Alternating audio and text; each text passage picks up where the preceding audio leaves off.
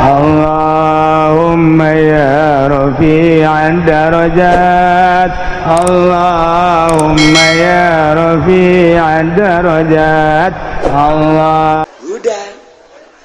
nek hayang naon coba ayo Masya Allah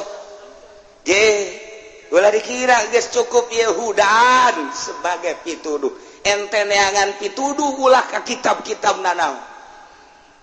hayang mahmur loh dinawi negara Indonesia udan neangan petuduh dina Al-Qur'anul Karim cara berpemerintahan cara berekonomi cara berbudaya cara berhukum ente ulah jauh-jauh neangan petunjuk Al-Qur'anul Karim hudan lamun ente sebagai obat muslimin kemudian ente neangan petuduh lain melalui Al-Qur'anul Karim godok wae siang ke cek Allah Quran baca minta petuduh ya Allah ya Rabbi ieu mah hayang sugih ka Gunung Kawi nah sia awas ya kunaon hayang ka awewe kadukun baca Al-Quran hayang naon sebagai hayang gagah jago tidak Al-Quran ayatna anu nuduhkeun kana kagagahan ambalaya hayang naon deui hayang ulah kadeuleu ku jelema pokona mah diwirid ku urang halimunan babari diwirid 7 peuting beres diwirid ku urang langsung tag tengah peuting ulah make lampu moal kadeuleu ya Allah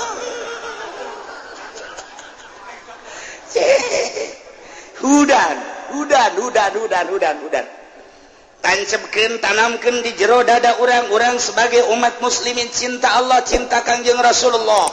cinta Al-Qur'anul Karim buka Al-Qur'an sebagai petunjuk ayat bait walaqad ji'nahum bikitabin fassalnahu ala ilmin hudan sebagai pituduh ieu teh lain hiji ayat tu jaritakeun hudan urang dina alif lam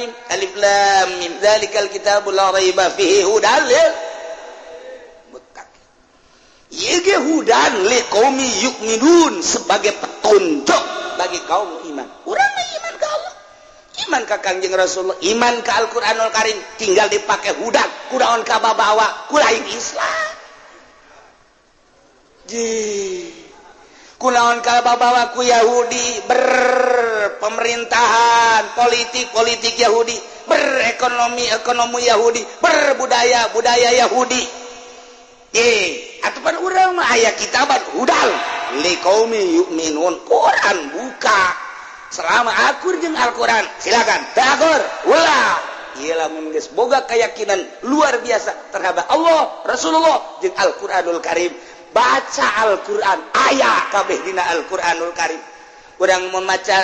soal jinayat soal dakwah eta teh nu diterapkeun di Indonesia aja teu pati berbeda jeung kaayaan hukum-hukum beda soteh engke teh urusanana urusan kitu tentang hukum nu dijatohkeunana wungkul adapun praktek-praktekna teori-teorina jeung praktekna hampir sarua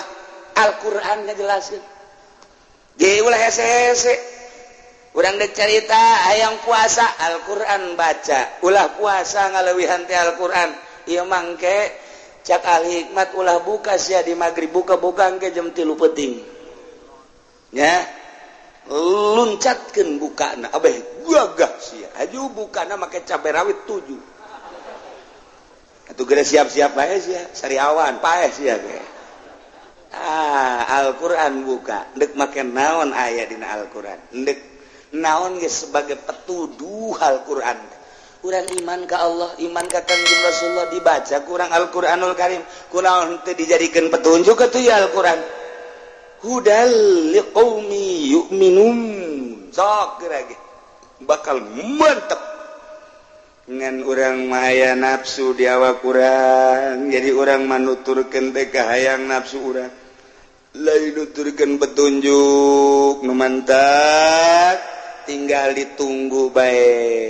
siksa ti Gusti Allah Subhanahu wa taala. Urang lamun nyaritakeun tentang pamaubokan baheula mah kapan di kota ku ari mah di lembur geus mararabok. mun baheula nyaritakeun tentang perzinahan di kota kuari di lembur. Mun baheula nyaritakeun tentang copet garong di kota kuari mah ambalaya pemerintah jeung rakyat berjamaah. Maling beda bahasa doangnya nama bahasana korupsi, urang mah bahasana ngagarong, maling nyopet ala hadin sawa alfadun mutaradifatun bima'nan wahid. Cek ahli mantek mah beda-beda lapad tapi maksud mah lapad makna nama eta-etan. Korupsi maling, garong maling, maling, copet maling kana. Mantap kata kos kitu teh ngaranna alfadun mutaradifatun bima'nan wahid. Ngan keren doang korupsi. Keren kadangina padahal eta teh garong. Bupati korupsi, bupati garong. Gubernur korupsi, gubernur garong. Tapi orang teu asa kagarongan barang ngadenge gubernur orang ditahan lantaran korupsi biasa bae urang. Sebab bahasana dibaguskeun, tapi lamun kieu mah, "Woi, gubernur orang garong." Tah urang kadadar rada asup, "Hah, garong." Masya Allah. Ngagarong nu satu, ngagarong urang. Emangnya nagarong atuh garong sarua bae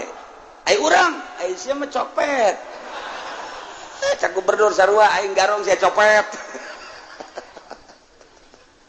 Masya Allah karim hudan sebagai petunjuk Quran ya. Di samping hudan cek Gusti Allah wa rahmatan liqaumi yu'minun jeung sebagai kadedeh kanyaah rahmat ka kaum anu arariman cek Gusti Allah dek neangan pituduh jeung petunjuk ulah hese-hese Al-Qur'anul Karim di dinya teh aya rahmat liqaumi yu'minun be menuturkeun sebagai petunjuk Al-Qur'an engke datang rahmat ti Gusti Allah. Endeu kumaha datang rahmatna lantaran urang nah teu make petunjuk Al-Qur'anul Karim. Nah, kuari urang di imah merenung awak sia cicing di lingkungan pemerintahan nu ruang lingkup sapopoe teh horenganan lain make Al-Qur'anul Karim nya nama make teh make kahuk horenganannya nama make aturan demokrasi liberalisasi kaditu naon deui bangsa sisian teh ekonomi kapitalisasi geus bangsa kos gitu geus itu bae sisian dengkeun barang kurang ditingali aturan kapitalis kemudian liberalis kemudian demokratis dan lain sebagainya jahorenganan lain make aturan Al-Qur'an engke sia kumaha ieu awak lamun ditimbang diar maksudna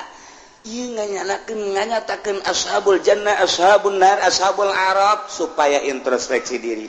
awak sia nya kamari hayang jadi DPR teh kabayakna 2 miliar aju kuaripan gaji saeutik lamun teh mah ieu didatangkeun kana saperiode 5 tahun ku gaji doang moal katutup berarti mau tidak mau awak sia teh kudu gagarong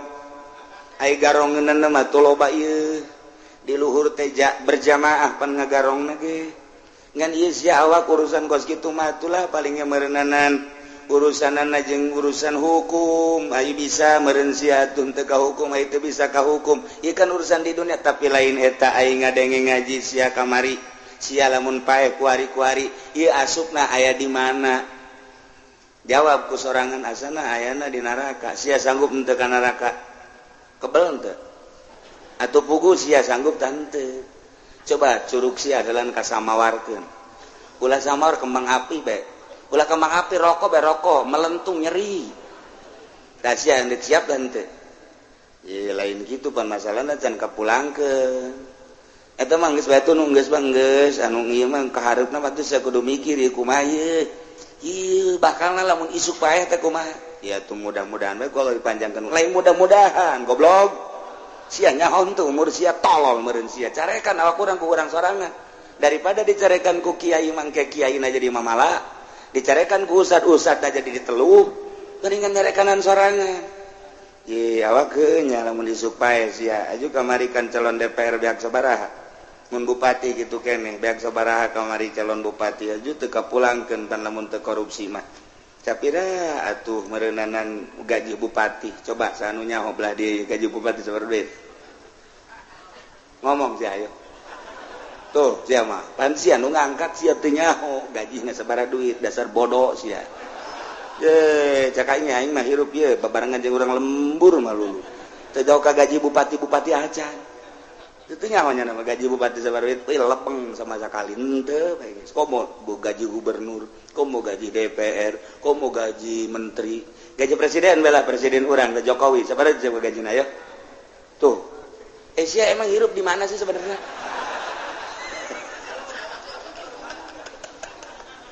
teu nyaho ka gaji bungkus sia nu ngaji teu nyaho eta ka gaji kos kitu masyaallah paingan kumaha teu korupsi kumaha nah ieu ge belah dia mun ditanya teu nyaho barego kabeh sok doang make jas segala naon gaji bupati teu nyaho nya ge sabaraha gaji bupati anak teu nyaho emang urang mah emang babarengan jeung urang lembur kabeh urang mah nges kajian orang mah orang lembur kan penting di akhirat kasor gak kajian nyana itu nu hebat make dasi kana raka lah pokokna mah urang mah geus boga yakin ainul yakin bahwa urang ka mana waduh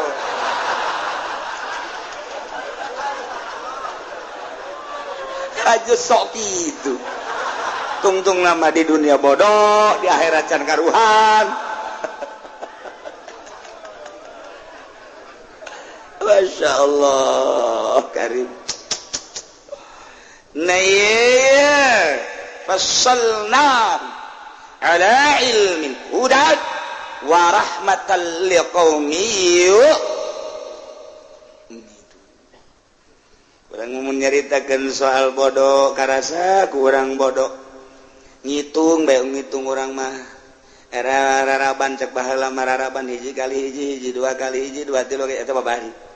datang kali 5 lah hiji kali 5 5 2 kali 5 10 tilu kali 15 4 kali 5 20 5 kali 5 25 genep kali 5 30 gen tujuan bisa mah asal geus tangsa 7 hese hiji kali 7 7 2 kali 7 14 tilu kali 7 20 hiji masih bebari keneh 4 kali 7 geus ulah eta 7 kali 7 puyang cak guru teh mundur terjadi keluar ulah kebalik giliran bae kanu punyana dipake ka deudeu bisa anta guru bangsa murid anu henteu dipake ka karunya mah ngitungna 7 9 barangan we karunya mah sia coba hitung reraban 2 atuh bisa ka mah balik kena ayo guru oplo ya guru aplikasi aduh giliran we coba sia nyanyi Indonesia Raya rada hese pan geureum mah Indonesia Raya hese Indonesia tanah hese aya bae nu kedua ka karunya nyanyi Garuda ate Garuda Pancasila akulah pendukung keluar langsung ya aing mah keluar raraban dibere 9 nyanyi Indonesia Raya tunggu lapang bocitan guru blon teh guru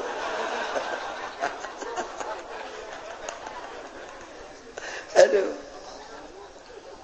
nah mencerita kapinteran gua inget ka Gus Dur begitu dijadikan presiden langsung nyana kunjungan ke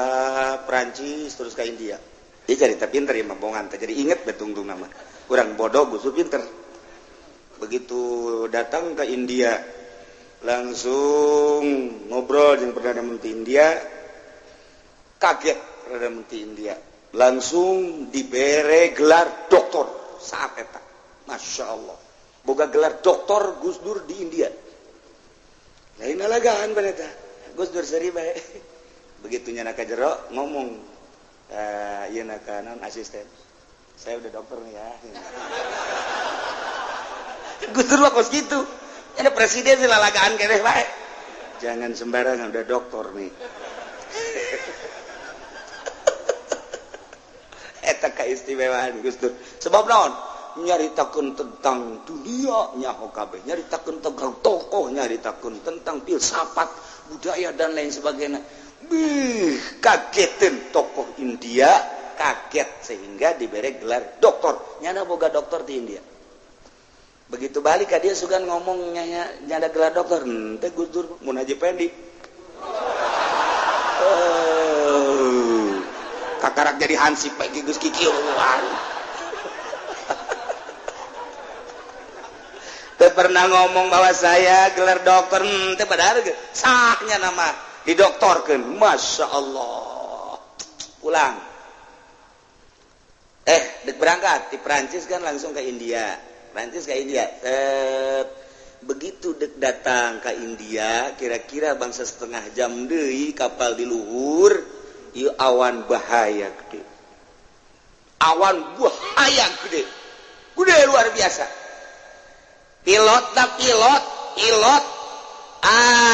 Pilot kepresidenan geus ngarewas ke Gus Dur langsung. Kita tidak bisa selamat dari bahaya ini yang sudah sulit. Dilempar ke mana saja sulit, ke atas sulit, ke bawah sulit. Gus Dur teh pulang lagi atuh. Nggak mungkin Gus, kita harus pulang lagi, nggak mungkin.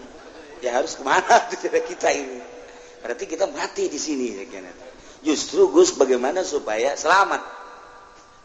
Gus Dur teh tangga bagi kabeh geus nyarekelan Gus Dur. Said Agil geus nyarekelan Gus, mungkin kita sekarang mati ya. Kita berjamaah kita mati di dalam kapal. Situ mati saya nggak mungkin. Cerita nyata, tanyakan Said Agil. Tiluannya nama batur, kemudian ti kenegaraan 5, kemudian jeung pilot kepresidenan. Nyana geus bingung begitu dikeker deui, udah makin dekat Gus. Ini ke atas salah, ke bawah salah. Ini Pak harus ditabrak hancur kapal. Langsung Gus Dur tungkul ngadoa, langsung set tabrak aja Gus Dur. Lain lalagan, pilot geus ciut. Tabrak saja. Insya Allah selamat Gus Dur. Masya Allah, begitu 10 menit 5 menit tiba-tiba muka eta awan gelap. Muka awan gelap set di jero awan. Eta teh aya kiai cak pederopongan pilot. Aya kiai pakai jubah. Cak kiai maju. Coba eta kaisimean Gus Dur percaya teu pertanyakeun coba ge pilot masih hirup keneh pilot kepresidenan Gus Dur. Nah, langsung ditabrakeun masalah kan set. Kunaon beres eta nutup deui hideung deui. Suk turun New Delhi langsung etalah tadi menang gelar doktor nanya kos itu balik ke Indonesia eta pilot langsung datang ke Gus Dur ceri atur nuhun dan lain sebagainya. Cek Gus Dur teh jangan sama saya, sama Allah. Itu dari Allah. Saya cuma mohon kepada Allah supaya selamat. Cak Umar Wahid dokter nyana aya Gus Dur, Abdurrahman Wahid, aya adina ngaranna Umar Wahid jadi dokter. Eta teh Umar Wahid. Gus, kenapa waktu itu berdoa selamat begini? Cek Gus Dur teh makanya saya berdoa selamat. Permasalahan Indonesia belum selesai. Kalau pulang lagi ke Perancis itu berarti relay waktu. Acak-acakan kan ini kan di schedule negara mah. Untuk hari ini di sini, untuk hari ini di sini, jadi kalau lambat 1 hari nanti acak-acakan. Nah makanya saya berdoa antara mati dan selamat. Kalau mati ya mati selesai. Kalau mau diselamatkan selamatkanlah. Allah ternyata memberi keselamatan. Coba ya batur mengadoa kos gitu. Urang yang mantak naon, ya Allah ya Robi, salamatkeun abdi sebab nu kolot marah bae. Ieu mah supaya leuleus lah nu kolot. Ja abdi makhluk Gusti, nu kolot makhluk Gusti. Tama ndek dipayahan mangga deuk wae. Mun kadengen kuno kolot bolon. Ngadoa teh kos kitu. Ya Gus Dur. Masya Allah. Nah ieu kapinteran Gus Dur lain bae dina zahir tapi dina urusan hakikat seperti eta. pohara jasa urang menyaritakeun tentang keistimewaan Gus Dur kuari kakarak jelema rindu ka Gus Dur ketika kuari kaayaan di negara batur una rakyat batunya rencana-rencana dan selanjutnya aset mana nu dijual encannya raho pandi rakyat mah emang kiai lain rakyat lah ngomong sia suka juga aing tuh kan deka mana coba urang muntayang na minta penjelasan nyaho Gus Dur anu deuk kumaha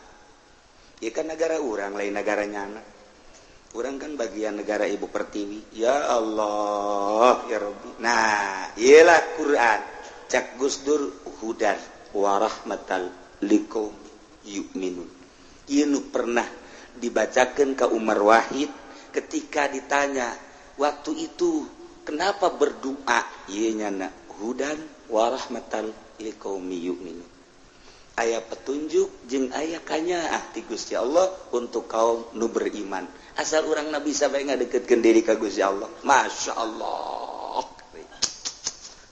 urang aya ngaji makan ngeunaheun ngadengekeun barang datang ka ieu mah coba aing ngadoa Gusti abdi geus ngadengekeun penjelasan Al-Qur'an ku jelas ku nyata sebagai petunjuk abdi tiba heula di modalan ku kolot geus sabaraha puluh juta meur ambruk bae Gusti aju abdi kuli duit teu nyangsang bae datang ka kuari can boga imah Gusti coba atuh ya abdi tuduhkeun ja Al-Qur'an teh hudan jeung rahmatal liqaumi yu'minun abdi deudeuhkeun ku Gusti coba abdi bere petunjuk aya engke diilham ka dieu ka ceuli nu ngaharewos cak nu ngaharewos atuh lain salah bapa sia ja sia mah beuki judi boloot modal dikamanakeun Gus sia dipakekan nelayan malulu atuh sia mah hudan atuh sia mah tolol ceknya ulah loba ngomong sia isi naing hudan wa rahmatal liqaumi yu'minu Masya Allah bari urang mulai mun urang dagang coba introspeksi ya dagang urang bener apa henteu ja aya dina Al-Qur'an aturan-aturanna mun urang dagang kumaha syaratna coba mun urang menggade kumaha ja aya cara-carana hudan itu Al-Qur'an teh sebagai petunjuk coba mun tani nu bener tanina ja aya dina aturan Al-Qur'an cara ngabibitanana cara kitu naon nyayanana dan lain sebagainya engke ngazakatna kitu keneh lamun urang ngawarung kitu keneh mun urang bisnis kitu keneh dan lain sebagainya ja aya horeng aturanna sebab Al-Qur'an teh fassalnahu ala ilmin hudan wa rahmatal liqaumi yu'minun ya Allah dibejakeun ka ahli Mekah soal keistimewaan Al-Qur'an rincian-rincian Al-Qur'an penjelasan Al-Qur'an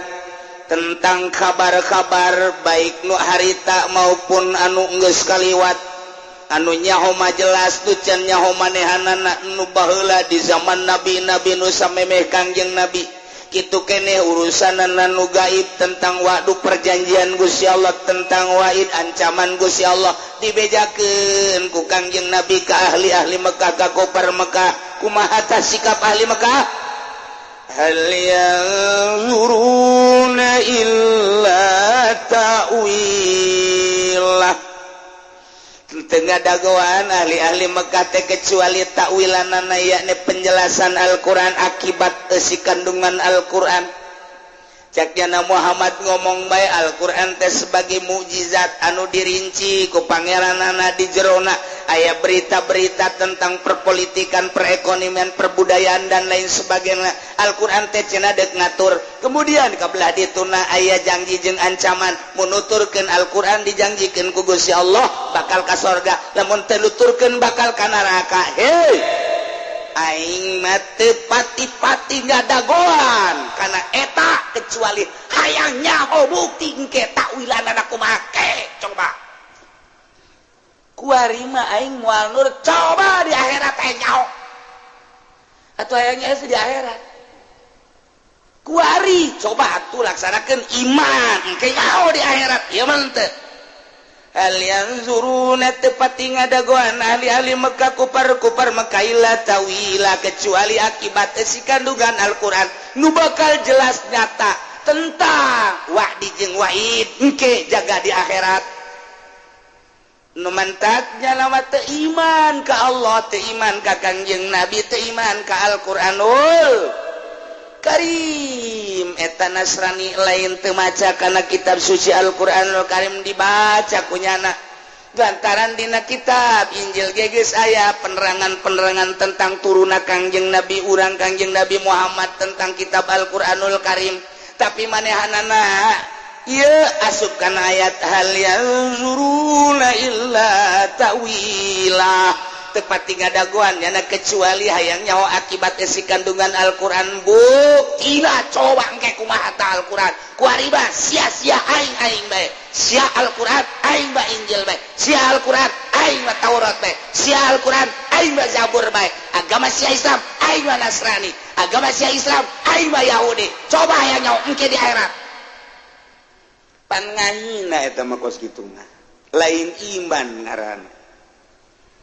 mantak yauma yati ta'wiluhu yaqulul ladzina lasu min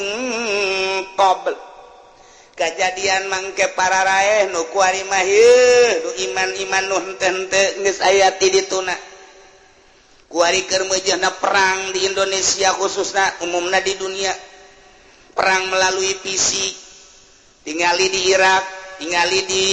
Suriah tinggali deui baheula di Libya perang melalui fisik belah dieuna perang melalui ideologi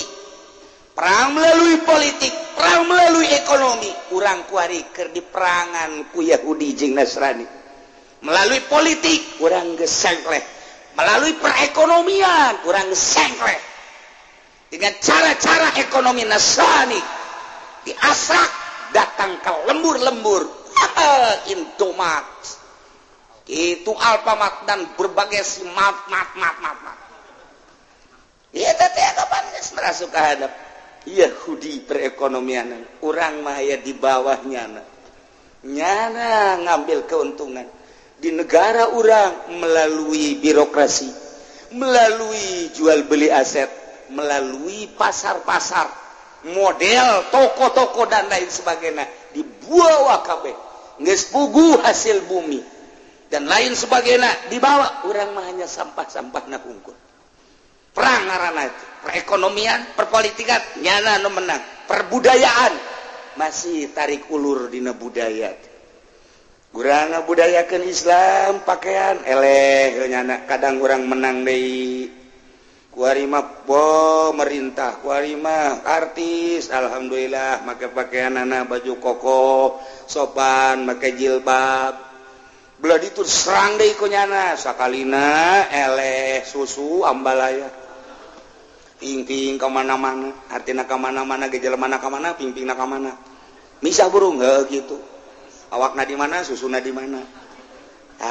budaya model kos kare itu tarik ulur terus mantak ieu nu dihanjakalkeun urang mempertahankeun budaya Islam melalui uraian Al-Qur'anul Karim anu diijmakeun ku para ulama geus jelas ieu salat tata carana adab-adabana kieu dirusakna ku orang-orang anu deukeut ka Yahudi moderat tidak usah pakai baju gamis itu mah budaya Arab cenah kita mah biasa aja di Indonesia mah pakai baju batik pakai baju dan lain sebagainya kos gitu naon bedana jeung Yahudi tarik ulur nya teh nu kos kara itu teh encan aya mutlak menang mah sebab lo pakai neh berkeliaran di Tangerang Ki Haji make sorban make kopiah make jubah waduh bisa tukangeunana momonon di mana ya pajar juri gitu sebenarnya mah tapi aya kene nu kuat di Cianjur kadeuleu masih kuat di Bandung masih kene anu kuat rakyat mah santri kitu urang lembur masih kararuat ustadna make kaos kitu make kopiah mantak nyana cangcaya ka ustadna aing ye nuturkeun ucapanana sementara nyana mah nuturkeun Yahudi geus bae cangcaya tak ka kiai-kiai nu kitu ieu urang mah masih kene tungtunannya membabi buta bae nyalah-nyalahkeun ka urang padahal mah aya di dirinya na sebabnya na tasabuh jeung kafir masih tarik ulur perpolitikan urang eleh perekonomian urang eleh perbudayaan hampir eleh terus kabelah dieuna urang pendidikan ge geus hampir eleh diserang terus ku Yahudi terus nah kaharepna wallahu a'lam ikan perang ngaranna terus ieu masarkeun ieu masarkeun ieu masarkeun ieu masarkeun ieu wow pasaran teh lain di pasar terbuka bae di internet woi pasaran-pasaran di internet ya geus jualan samping jualan baju jualan jubah di internet geus penjualan kitu keramik jualan teraso dan lain sebagainya hai ka jualan-jualan si eta ya di internet mah jualan si eta ya si eta tinggal klik waduh nomor teleponnya berapa sih harganya oh iya langsung tek oh iya siap tahun baruan di mana oh iya kita di Bali saja oke lah ketemu nanti di Bali oh lihat jadi gitulah amarita kejadian udah nggak usah ke Bali kita situ aja Cipanas ya udah Cipanas saya booking 4 dah jangan 1 waduh banget iya gue sekarang itu ika karek dalam negeri anu di luar negeri anu liburan di Singapura anu liburan di Thailand anu liburan di Bangkok anu liburan terus ka ditu ka Timur Tengah dan lain sebagainya nu ka Eropa nu ka Amerika wallahu a'lam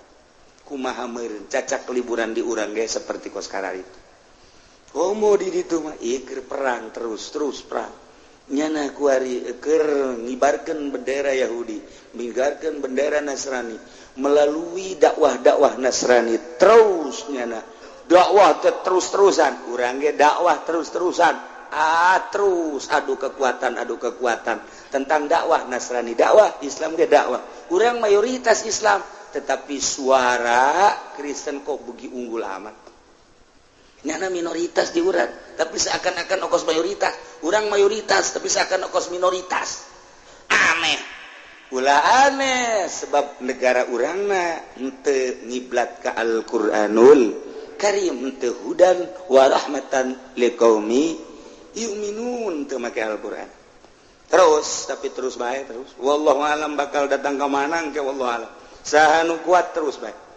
oh geus berbagai isu diisukeun lah mujahid fisabilillah isu lah tentang ISIS isukeun tentang teroris urang mah geus macem-macem teu meunang dakwah teh asal dakwah keterlaluan teroris dakwah keterlaluan ISIS ndeu kumaha coba geus kos kieu kaayaanana teu kaluar tina aturan-aturan Allah urang hirup di akhir zaman seperti kieu tetap urang mah aturanana hudan wa rahmatal liqaumi yu'min tenungguan manehanana kecuali kana ta'wilan Al-Qur'an hayang nyaho engke pararae kiamat sanggeus kiamat engke diganti bumi teh urang dibahas dihudangkeun ti kubur ngaranna baas idinya bakal digiring ka mahsyar kakaraknya ho aslina Al-Qur'anul Karim yauma yati ta'wiluhu yaqulul ladzina nasuhu min qabl begitu dibariskeun jaga di mahsyar teh kemudian kadeuleu timbangan tidinya kakarakanya hoan tawilan Al-Qur'an teh nyata nu baheula dicaritakeun ku Nabi Muhammad ku Kangjeng Nabi Muhammad dicaritakeun ku penerusna para sahabat dicaritakeun ku para tabiin ku atba tabiin terus dicaritakeun ku warasatul anbiya ulama nyaritakeun tentang isi kandungan Al-Qur'anul Karim kadenge baheula ku kafir Mekah belah dieuna ku seluruh kafir-kafir saantero anu di Amerika kafir ngadenge nu di Inggris kafir ngadenge Jerman Jepang di Hong Kong ngadenge kabeh termasuk di urang di Indonesia kafir-kafir teh ngadenge kana penjelasan Al-Qur'anul Karim nu nyana ge sarua bae coba buktikan nanti di akhirat begitu pae kakarak yauma yati ta'wilu barang datang dina poean tawilan Al-Qur'an ya ne poe kiamat di mana poe kiamat teh kapan engke dijelaskeun ku Al-Qur'an lamun bae manehna akur jeung aturan-aturanana nu bener perintah dilaksanakeun nu salah dijauhan waduh kena janji Allah surga ketika nyana nabrak teu iman ka Allah teu iman ka Kangjeng Rasulullah teu ngalaksanakeun aturan-aturan Al-Qur'anul Karim wahid silaka kena ancaman Allah neraka kuari mah kafir-kafir Mekah teh geneuleuh kana tawilan Al-Qur'an akibat anu aya dina sijro Al-Qur'anul Karim yane poe kiamat kuah ngomongna yaqulul ladzina lasu ngaromong jelema-jelema anu naringgalkeun kana Al-Qur'anul Karim nu memeh kiamat baheula nyana dicaritaan tentang Allah teh pangeran teh Allah jika Al-Quran diceritakan bahwa Nabi akhir zaman teh Muhammad diceritakan bahwa hukum-hukum teh ulah keluar tina Al-Quranul Karim dek naon dina Al-Quran urusan wajib urusan haram urusan sunnah urusan makruh urusan mubah urusan sahih urusan batal geus aya dina Al-Quranul Karim nyana ngabaikeun kana Al-Quranul Karim baheula keur waktu di dunya kuari nyata dihareupeun nyana aya neraka kumaha ngomongna qad ja'at rusulur rabbina bil haqq nyata datang baheula teh rasul-rasul pangeran urang di zaman Kangjeng Nabi Musa nyaritakeun tentang rasul nu diutus ka kaumna di zaman Kangjeng Nabi Isa nyaritakeun rasul nu diutus ka kaumna da Kangjeng Nabi Isa teh lain pangeran nu kuari ditritunggalkeun Kangjeng Nabi Isa na bakal dipanggil emang maneh ngaku pangeran Gusti Paralun abdi mapan Rasul Gusti nu kuari disebutkeun naga tritunggal eta teh tilu tapi tunggal tegarti urang mah nyaya tilu hiji kadang-kadang Kangjeng Nabi Isa teh bersifat manusia keur jadi manusia kadang-kadang Kangjeng Nabi Isa teh jadi pangeran keur bersifat pangeran nyaritakeun tentang kemanusiaan Isa buktina nyaritakeun tentang ketuhanan Isa maksudna jadi urang mun nyaritakeun tentang Tuhan Isa tentang manusia Isa gitulah Kristen mah jadi dianggap bahwa nyana adalah penolong nyarita manusia na Isa keur carita penolong nu bakal nulungan teh Isa pangeran nu mantaknya na teh ngabogaan kasih sayang ilah cek orang Kristen dibuktikan ke di akhirat qad ja'at rusul rabbina bil haqq nyata geus datang para utusan pangeran urang kalawan mawa bener ketika Isa diturunkan ke dunia mawa hak jak-jakna lagi ulama lain pangeran tapi seorang rasul Kangjeng Nabi diturunkan komo Kangjeng Nabi mah ulama mawa teh ngan sakadar tabligh mawa karisalahan Quran buktina nyaritakeun tentang politik aya dina Quran ekonomi aya dina Al-Quran budaya aya dina Al-Quran jeung segala rupa tanyakeun ka Al-Quranul Karim ieulah nyana kuari geus nemah kafir-kafir nu baraheula di zaman Kangjeng bae heulanana horeng bener eta Quran kadeuleuh ku urang kuari tuh bendera Muhammad kadeuleuh tuh bendera si Jahal Abu kadeuleuh kuari bendera para sahabat para mujahid fisabilillah kadeuleuh bendera aulia Allah kadeuleuh bendera ulama kadeuleuh bendera anu bakal diberangkatkeun kapilah-kapilah tersebut ka surga Allah nyana leuleuh pemandangan ku mata nyana sorangan ieu bendera Abu Jahal ieu bendera Firaun bendera Namrud termasuk tokoh-tokoh nu ku nyana dituturkeun geus cuk cerek bae nyana aduh oranganan bener eta Muhammad bener eta Al-Quran waduh geus garar hideuk bae kabeh Kristen geus gideuk Yahudi geus gideuk kitu keneh Buddha Konghucu Hindu kabeh geus gideuk ternyata bener orang eta kiai nu sok ngomong-ngomong Al-Quran teh aja bener waduh lujag lejeg di dieu teh bangsa ustad-ustad teh wow di hareupeun kafir eta ustad para santri ulah ngahiji ka dinya tamal di neraka ka dieu sia cak kafir teh siap kerja jadi anak buah aing sia malah digawe di pabrik aing mun ku aing teh digaji mah sia lah mal hirup sia ceng tadi sia karyawan aing sekarang sudah lain-lainnya lagi aja bos kesi gitu-gitu bos dulu saya butuh uang untuk ibadah kepada Allah kenapa lo dulu nggak ngajak gua kan udah bos udah saya ajak bos yang bener bah kita bah Al-Quran agama mah Islam kan bos sendiri yang marah malah ngajakin saya ke agama Kristen gimana sih bos iya ya lu sih nggak beneran ngajak kurang bagaimana udah bos ono apa no itu mana api iya itu buat bos aduh geri jasa nggak ada gitu ya Allah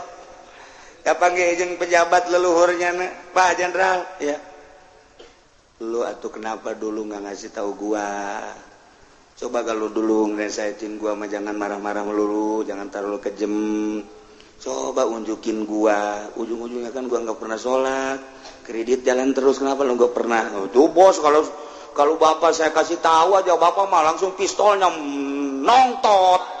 apa itu nongtot atau bagaimana saya mau nasehatinnya bos bari nasehatinnya nggak pernah mau mendengar si bapak mah ada ngedenger sama Ki Golkar lagi ya tuh gak beres mana Ki Golkar ono di depan pemimpin dia mimpin kemana ya sama-sama ke sono udah itu aja ikutin ya Pak ya kamu mah ini kemana ya, saya mah ya namanya juga prajurit dulu sholat saya terus puasa terus saya mau biarin lah gaji juga kadang-kadang mah ya seada-adanya aja saya mah alhamdulillah ikutin KK yang bener waktu dulunya lu kenapa nggak ngasih tahu gua kan udah saya kasih tahu bapak kan marah sendiri pistol aja nogel apa itu nogel aduh jadi gara robel kok si unyil jeung si cuplis kieu ada kocek nggak bisa kuku bah jenderal tinggal jenderal bupati ngomong lu rakyat gua ya iya bapak ya iya lu kemana saya mau ini bendera kiai saya di sini bapak punya bendera ada kiai mana oh no kiai kemana tahu itu ya rombongan sini dia mah aduh lu kenapa dulu nggak nasihatin bapak cek Pak Bupati tuh tolong nasihatin kalau bapak salah jangan korupsi gitu jalan bener-benerin jangan muncul sendiri yang ini muncul yang ini apa itu kan nggak beres tuh kenapa nggak dinasehatin kan saya udah ngenasehatin bapak yang nggak ngedenger dulu kan bapak nggak punya telinga bapak kan nggak ditaruh di sini ditaruhnya di pantat kan dulu makanya sekarang rasain lu Pak mungkin orang bisa gitu ke Bapak Bupati, kuari mah ditangkap orang. Ini makan cerita di itu ya mungkin. Cerita di itu, nangkap ku mah ya mah dongeng di itu ya mah.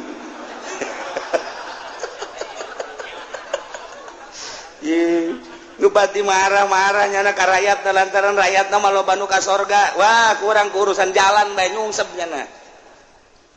Atau kenapa enggak dinasihat itu kurang bagaimana Pak? Pohon pisang ditanam di situ. Itu kan sebagai nasihat Pak. Pohon pisang kan di situ, bapak kan tahu. Wah, saya nggak tahu. Kan di shooting sama pos kota. Masa bapak nggak baca? Di situ kan ada pos kota, trektok. Besoknya kan ada muncul di situ. Jalan jurusan Pasar Kemis ditanemin lele. Masa bapak kagak tahu? Kan punya lurah. Atau lurahnya aja panggil. Lurahnya juga sama-sama ke neraka sama bapak. Ayo siarah. Bongan si sia tila kusul kacam ka bupati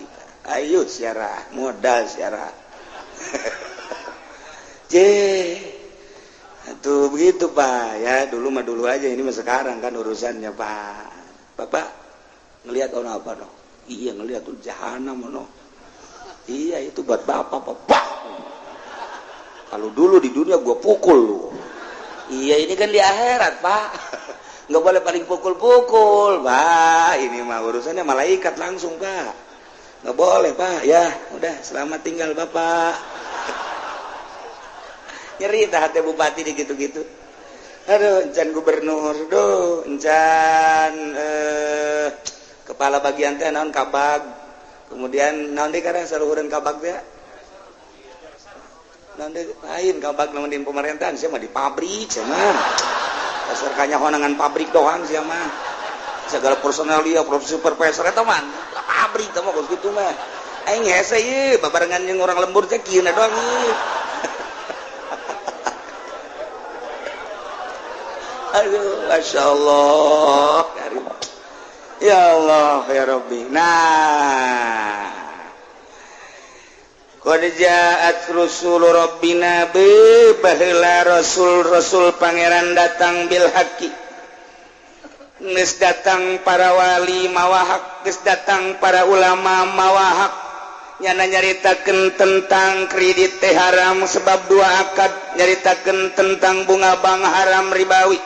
nyaritakeun tentang perpolitikan nu lain aturan Al-Qur'an teu make aturan kalau Al-Qur'an nyana nyaritakeun aturan-aturanna politik ku kiai dicaritakeun ekonomi dicaritakeun budaya datang ka kami sebenarnya mah bil haqi kebenaran ngan kami na bae teu ngadenge pedah tama kiai na teu sakola ku kami teu didengekeun lantaran sapira kiai ka kurung batok henteu boga pangalaman kami mah hayang ngadengikeun ge kiai anu tuh kami isro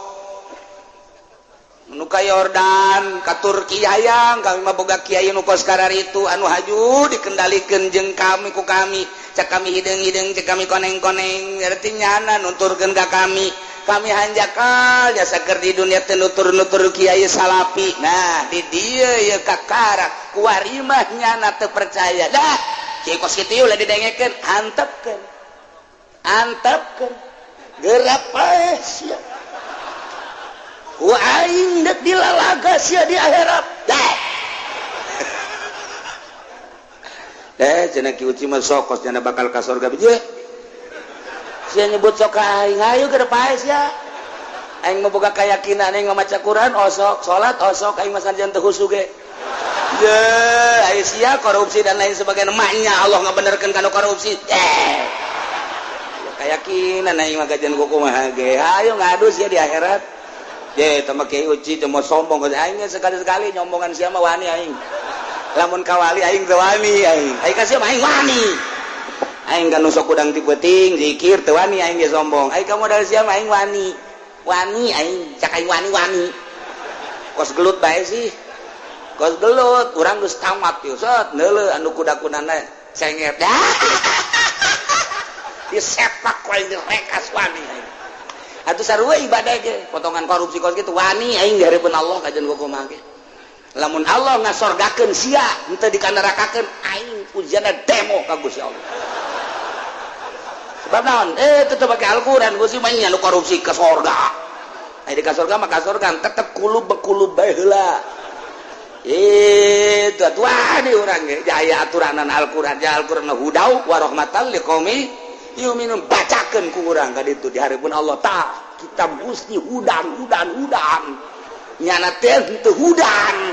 masa nek dikasorgakeun jadi mah hudan waduh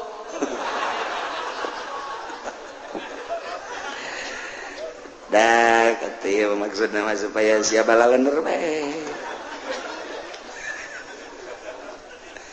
nah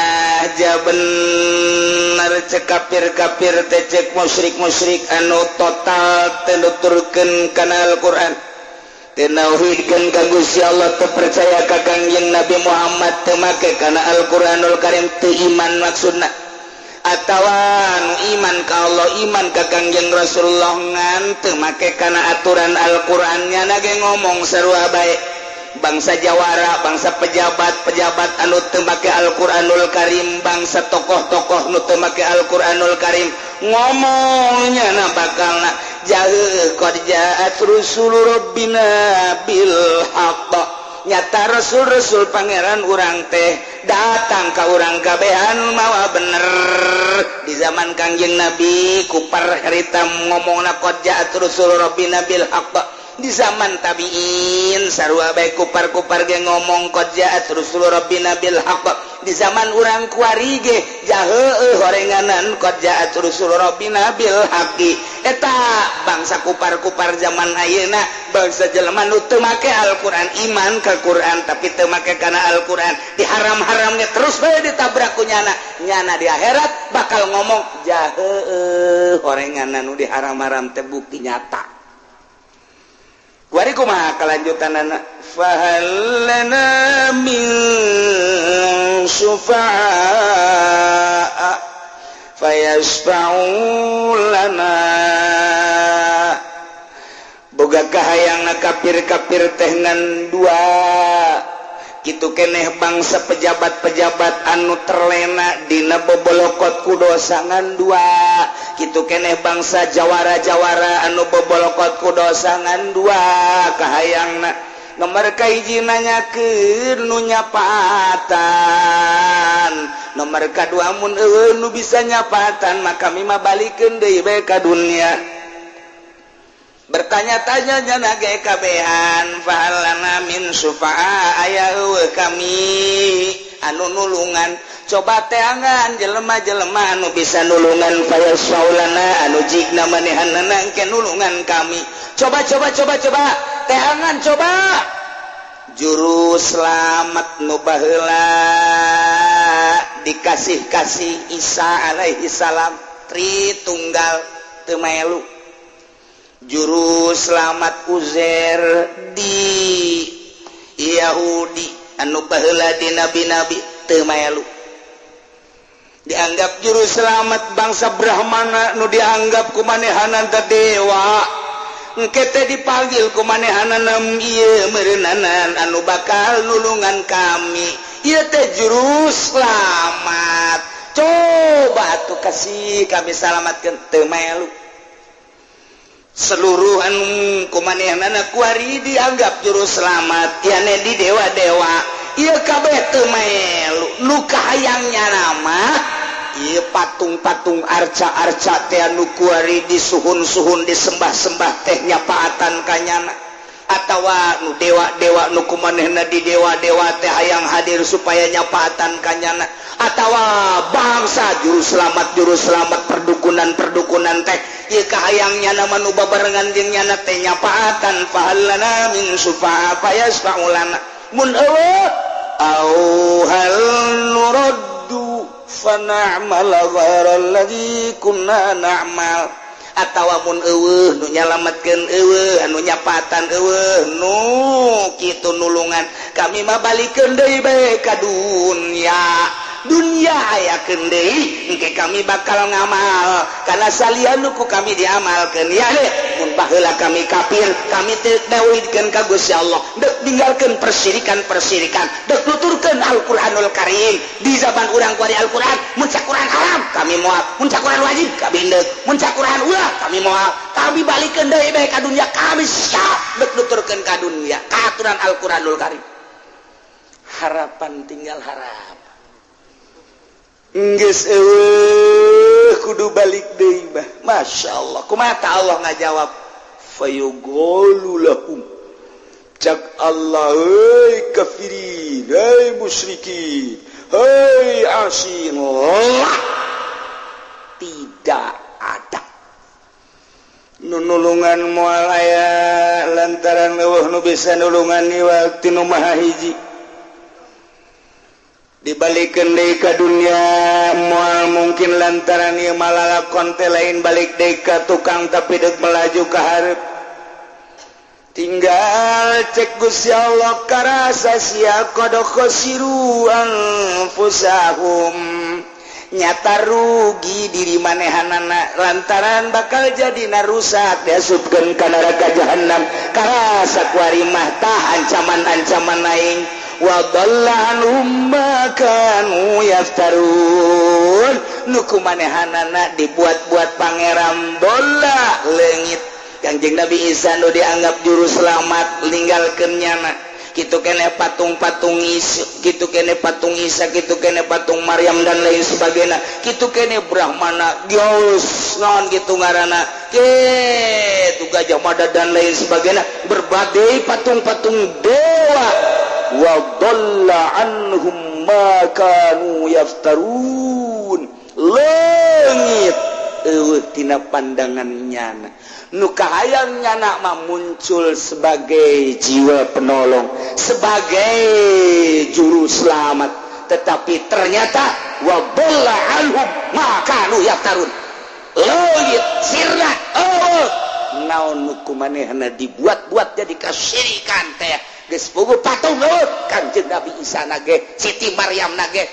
tanggung jawab saha nu nitah mangerankeun aing cak Kanjeng Nabi Isa izin bae maya pangeran dilahirkeun. Marah Kanjeng Nabi Isa bahkan nang tangan Kanjeng Nabi Isa, wahai kaum Nasrani, Kristiani, Katolik, Protestan, maju saha nu nitah mangerankeun ka aing. Ya aing mah baheula teh jaritakeun aku adalah Isa, aku adalah manusia, aku adalah sebagai utusan Tuhan yang asli adalah Allah, sembahlah Allah yang maha asih, yang maha kasih, maha tunggal.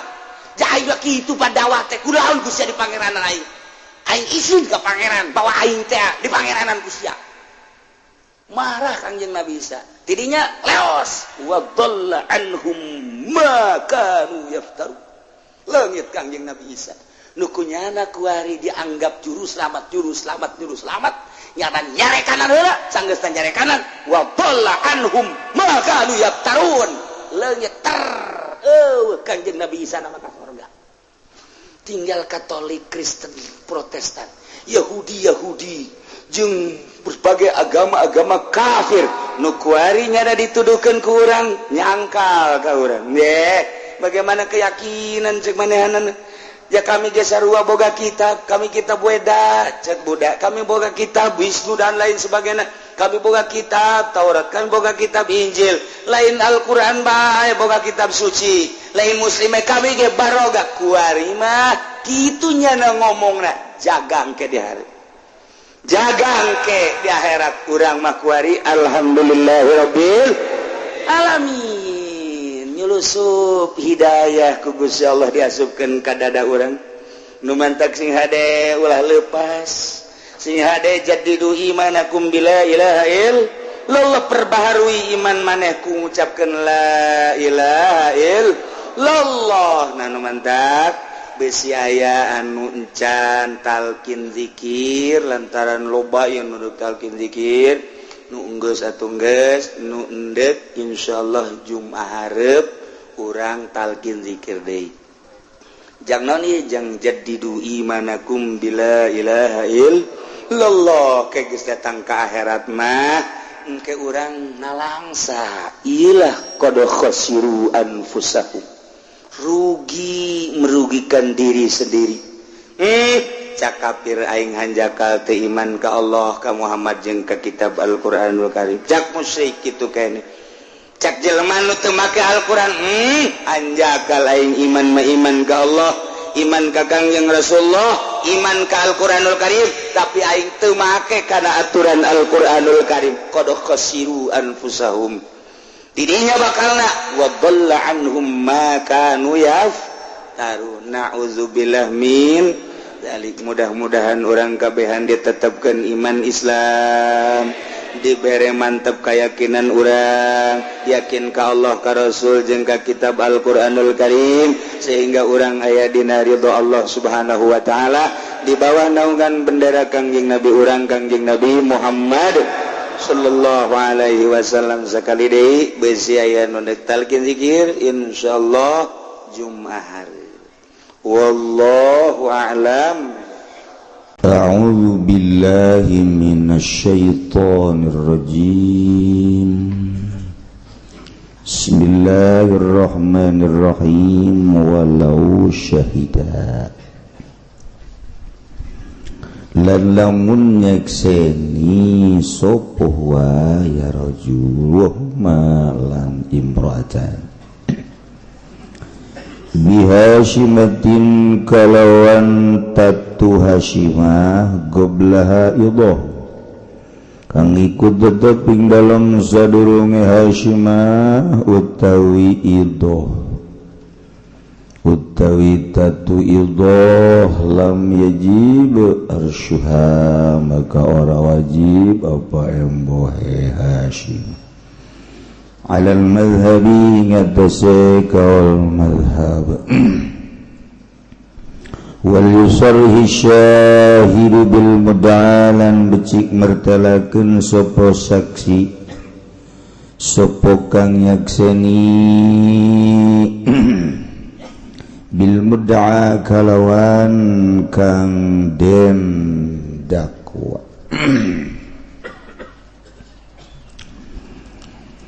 falau qala maka lamun ngucap ya syahid ngucap ing lafadz darabahu bisayfin mukul ya wong janihu ing wong bisayfin kalawan pedang pajarohahu maka natuan ya sayfu ing wong famata maka mati ya wong lam yasbut maka ora tetep ya kau hatta ya gula malah ngucap ya syahid ngucap ing lafal famata minhu maka mati ya wong minhu saking jarah au faqatalahu atawa maka mataini ya janihu ing wong walau golalan lamun ngucap ya syahid ngucap ing lafal daraba rasahu mukul ya jani sidah wong fanahu maka ngagetihaken ya janihu ing wong ngucuraken getih ya janihu ing wong au fasala atau maka ngocorkeun ya dorbu damahu ing getih wong sabatat damyatun maka tetap opo tatu damyah sabatat damyatun maka tetap opo tatu damyah benda kuat ketetapan kisos temenang sambarangan kudu melalui ikrar atau saksi dua nu adil. Jadi temenang sembarangan saputus-putus hukum nabai kudu jelas. Hukum eta kudu jelas sebab hukuman nu Allah. Kecuali hukum-hukum di Indonesia remeng-remeng akibat loba warung remang-remang jadi hukumnya remeng-remeng nulis jelas kasalahanna terketahui ku masyarakat janyana keneh nu ngabongkarna aman-aman baik nutupati jelas masyarakat tenyahoun dikorek-korek jadi tersangka tertuduh datang ke kuari hukum di Indonesia mah kos gitu baik disebut hukum buktina aya disebut naga Indonesia mah negara hukum ketika orang menelusuri hukum teu jelas nu maling kotok kebal di penjara aya anu miliaran aman-aman baik iyalah hukum di Indonesia orang bersyukur ke Allah lantaran di Indonesia terjelas hukum alhamdulillahirabbil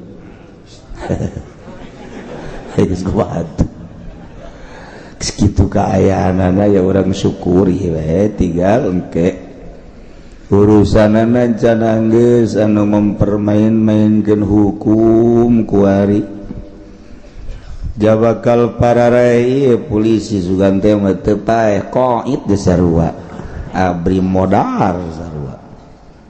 nyana ge ngadenge kiai ge kojot sarua kiai ge kojot bae ai siar geus maka aing burung atau paeh kabeh ge siapa tuh menang disebut koin teh juga regetan bae ka aing panaya tata carana ka kiai mah pupus kiai teh ngeunaheun kan gadengeuna sebab jana mah ahli ibadah kitu ge lain kiai Golkar ai ka pamalingan modar teh budak jadi sareng cucurut modar eta oh aya nu teu nyahoan mah aduh cucurut pupus salah nerapkeun teh budak oh masyaallah tuh nya geus ka bangsa pamarentah ge teu kudu pupus bangsa bupati ulah pupus meringkak bulu urang ngadengeuna yang mampus lah sedang segitu ge gubernur koit sedang polisi kojot gitu lah nyana teu ngeunaheun teh ngadenge gitu ye kiai sombong kiai ge meureunnan teh mah naon mampus teu kuat siapa aing ngaba bener doang ngaba bener ja pamarentah teh ku ari teu pati bener geus teu pati bener mah ulah sok disebut sopan-sopan geus bae modar geus manaya lurah panggading loba ku ari nu ngaji lurah di dieu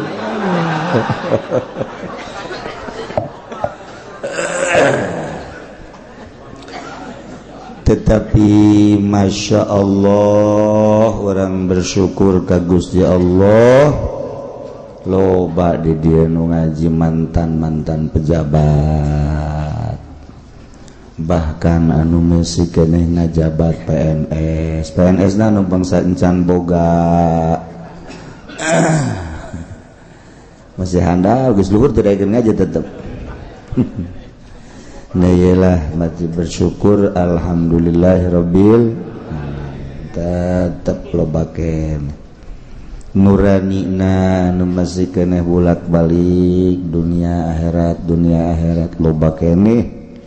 pegawai anu masih keneh konsisten ibadahna ka Gusti Allah cacak pagawe teu bener kabeh wallahu a'lam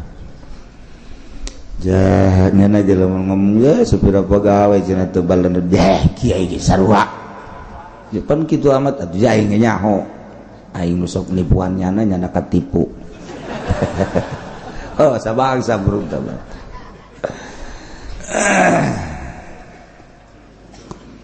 walau syahidahu wa huma lamun nyaksian seorang lelaki jeung dua wanita cukup tah saksi kitu kene lamun aya nu nyaksian dua jelema lalaki nu araradil cukup atawa hiji lalaki dua awewe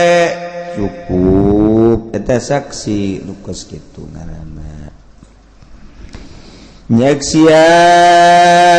bihasyimatin qabla haidahun terjadi pembacokan sampaikan ka luka-lukana disebut luka Hasyimah memeh luka Hasyimah luka mudihah ido puyeng ngaji ya atuh pasti puyeng jadi mah mikiran ngaji mikiran diuk ngarokok balik atuh geus atuh teh puyeng terus sakitu ieu datang ngawuduk diuk ngarokok bahkan di luar mau kopi segala tah teu jauheun ku umpan ieu teh geus dibahas tentang pertatuan teh tatu teh aya 10 nu bergulir dina wajah hiji tatu harisoh dua tatu damiyah tilu tatu baudiah opat tatu mutalahimah lima tatu simhaq genep tatu mudihah 7 tatu Hasyimah ayatah kadalapan tatu munaqalah kasalapan tatu makmumah kasapuluh tatu damigo tatu teh naon cenah kitu sia mah nanyakeun kana bapak geus dibejaan ya tatu naon tatu teh luka jadi luka-luka nu sekeliling kepala eta aya 10 ngaran-ngaranna geus dibahas ku urang iraha cenah kitu cuma kitu bae pan dasar HS bae pan ngajina. Alhamdulillah buku kiai cenah di imam tilok bisa HS barang ngaji waduh tunduh dianggap obat tidur ngaji teh kunyana. Geus urusan ganjaran atuh meunang bae ti mimiti berangkat ti imahna ge ganjaran ti Cikupa ka dieu ti Belaraja ka dieu ti Cepatan ka dieu beuh eta teh jangjang malaikat diamparkeun ka jelema-jelema anu rek ngaji miceunan kabodohan anu neangan ilmu Allah jangan deket diri ka Gusti Allah kadeleuna mah bapak-bapak ibu-ibu teh lempang di luhur jalan anu rusak kerusakan jangan dibenerkeun ya padahal mah eta teh keur lempang di luhureun jang-jang malaikat. Masya Allah tiap-tiap lengkah dosa raragagan pohara jasa datang ke majelis teh geus eueuh dosaan saeutik-eutik acan nu mantap tenang tentrem datang ke eueuh masalah keur ngaji ge bisa hees pohara kabeh ngeunaheun jasa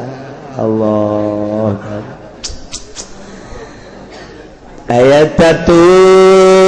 nu dingaranan tatu Hasyimah luka ngarana luka Hasyimah teh tamisu memena tatu idho matu dihul azmi ayat tatu ngarana tatu idho mun dibacok tek melah dagingna belah luka ngarana tulang kadelu tak eta ngaranna tatu atau luka mudihah lamun datang ka jero prek eta datang ka hancur tulangna nu kitu ngaranna tatu Hasyimah eta mengaran-ngaran cek bahasa Arab urang ge sarua di urang lah tama katoel doang sapira kena golok setik mata kasuat disebutna seetik rada jero teh mah cenah tulangna ge kadeuleu putih tah eta disebutna bohewel itu ngaranna urang ge sarua bae lamun datang ka truk tulangna ge ajur boh tah mah budak ringsek eta kadeuleu kan urang ge urang bahasa-bahasa urang ge sarua mun diakur-akurkeun kan ieu mah kurantaran nu ngarangna Imam Zakir Al-Ansor urang ditu urang seberang atuh make bahasa nyana jeung ieu mah bahasa syara meunang ti Kangjeng Nabi Muhammad sallallahu alaihi wasallam namun ditarjamahkeun make bahasa urang ya kos kitu tadi nah ieu Zaid kena bacokan kuki Umar kemudian kaasupkeun bacokan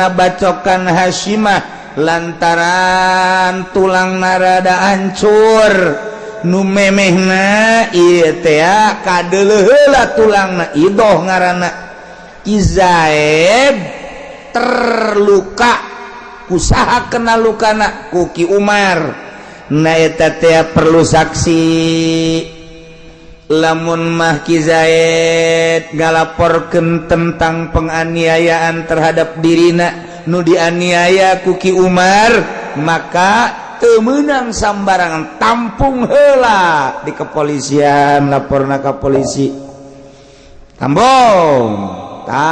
panggil ku ari Ki Umar ketika terjadi aya eueuh saksi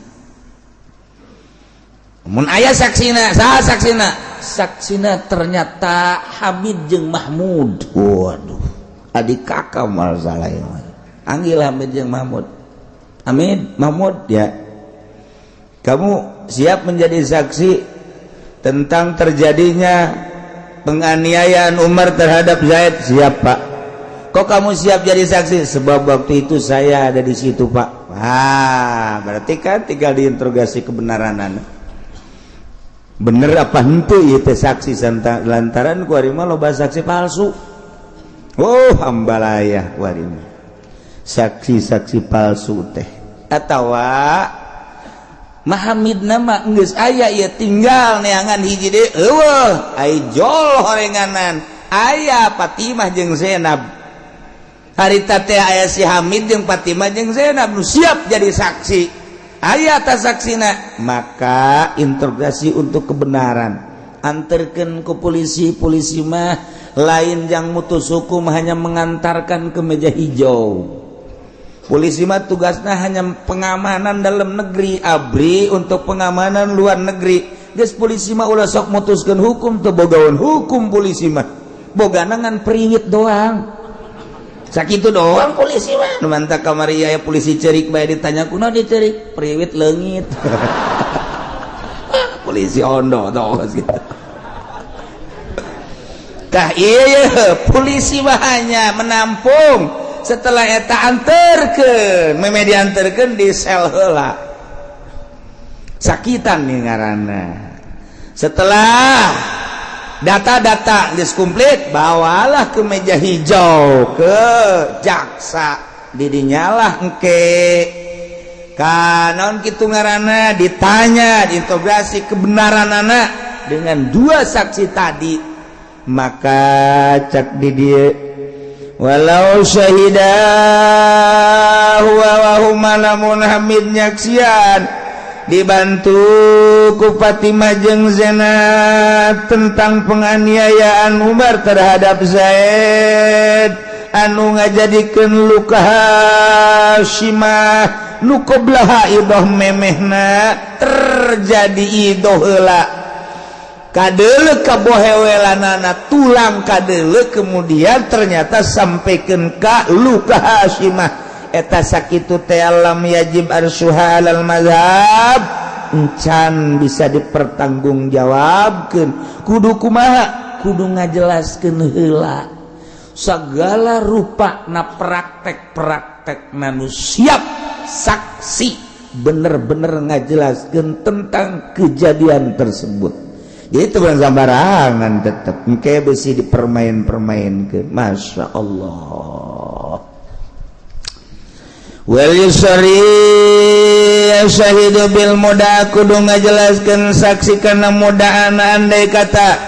falau qala lamun saksi ngomong darabahu bisaifin Umar meupeuh kaki Zaid ngabacok kaki Zaid make pedang pajarahu kemudian pedang anu dilemparkeun dibacokeun ku Ki Umar terhadap Ki Zaid terjadi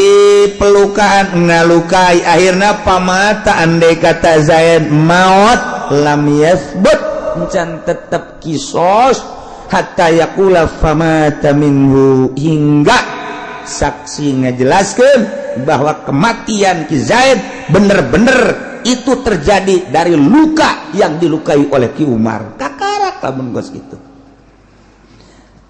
Zaid terbunuh Ki Umar, saksi ayah Hamid jeung Mahmud misalna panggil saksi. Bener maneh Hamid Mahmud bahwa maneh teh nyaksian terjadi pembunuhan Umar terhadap Zaid? Betul. Kumaha coba cara ngabunuhna? Kula mah pokona mah nyahona bahwa Ki Umar eta ngagag pedang kemudian dibacokeun. Ta eta teh haju dibawa ka mana ka rumah sakit dan ka mamana mah kula mah teh nyaongan sakitu bae. Ta eta can bisa dipertanggungjawabkeun da sakitu teh. Kudu jelas saksi mah. Cek Hamid bahwa kula nyaksian terjadi pembunuhan antara Umar jeung Zaid. Kumaha cek hakim? Kula neuleuh jasa ngabacokna Ki Umar terhadap Ki Zaid. Begitu ngabacok, kukula kadeuleu nyolewakna ngebohewelanana di mana coba lukana guru ditanya asana wah make asana ya lain asana pasti nu pertama belah dia ya tahayana tah handapeun beheung di dieu kapan hurat saraf malulu kemudian 2 kali kedua dina sirah tah kula ngayakinkeun bahwa pembunuhan Ki Umar terhadap Ki Zaid sah sehingga Ki Zaid paeh ieu bener-bener hasil daripada luka anu dibacokeun ku Ki Umar terhadap Ki Zaid kudu ngomong kos itu adapun kieu mah ye Hamid mana nyaksian bener pembunuhan eta adapun pembunuhanan mautna mah kula mah teu nyaksian ngan waktu ngabacokeun mah kula nyaksian tinggal bacok kapae sabaraha poe asana mun teu salah mah isa minggu mah aya nah sia yakin bahwa eta paehna Ki Zaid teh ku pembacokan eta duka takula urusan ka dieu teu nyaho teu bisa dipertanggungjawabkeun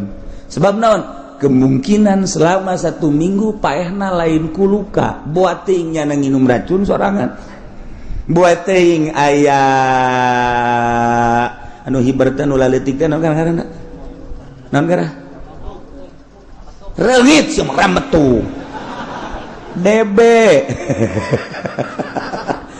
rambetuk mah tilok aya anu maehkeun kebo tah urusana nah buat teuing aya kitu reungit kitu disebutna reungitan ngaranna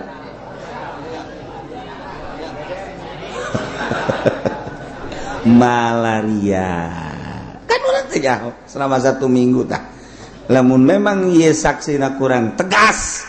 kemungkinan selama 1 minggu teh paehna lain disababan ku luka tersebut maka can bisa dipertanggungjawabkeun saksi tersebut lamun kieu mah teu bisa Pak tetap kematian Ki Zaid saya sendiri menyaksikan bahwa betul-betul luka seperti itu luka yang mematikan jelas lain aya unsur-unsur lain jauh Ki Zaid kudu nginum racun mah bener ge nya pemabok. Weh, pemabok meureun Ki Zaid nya. Engse sok neuleuh mabok di mana? Eta cenah ngibing. Di mana deui? Itu di nelayan. Mabok da jeung sa? Jeung kula sih. Saksi bloon nih mah bos. Paehan habak teh saksi. Sia sejeung saja deui, jeung lurah kan? Oh. Lurah nu mana? Malah bejakeun. Bukan nangis ayah baik keceli kula lurah anu mabok datang keceli DPRG si eta mabok nyaho kula wah ulah sok sombong buktikan camat anu mabok camat Ki Uci sok macem-macem baik emang aing mah kos patot gambar sababaraha macem emang aing teh nyaho camat mabok nyaho aing bubuatan meureun Ki Uci we zedecek nya teh pok sabodo kumaha sia bae eta mah ngan ke deuleukeun PNS ambual aya nu mabok deuk kumaha benerna negara emang kula teh jauh kitu nyaho disebutan hiji-hiji aya di stambu kula urang anu berlebihan tah Ki Uci mah cekna hayu sia jeung aing hayu sia milu jeung aing asal aing bere duit nu gede udah beres dia bakal carita ambalaya negara komo kaharep kuari urang tahun sakieu masih kene aya pengajian jeung aya kiai kaharep masya Allah sebab SMP na kuari marabok SMA na marabok kuliah na marabok engke kadituna bakal nyekel negara teh nyararana kapan kuari diawali ku mabok ku tawuran wallahu alam kaharepna zaman Bung Karno manu jadi bupati kiai nu jadi gubernur kiai di zaman Gus Dur kamari dek disilep dek dibalikeun deui ka zaman Bung Karno ai pak kiaina korupsi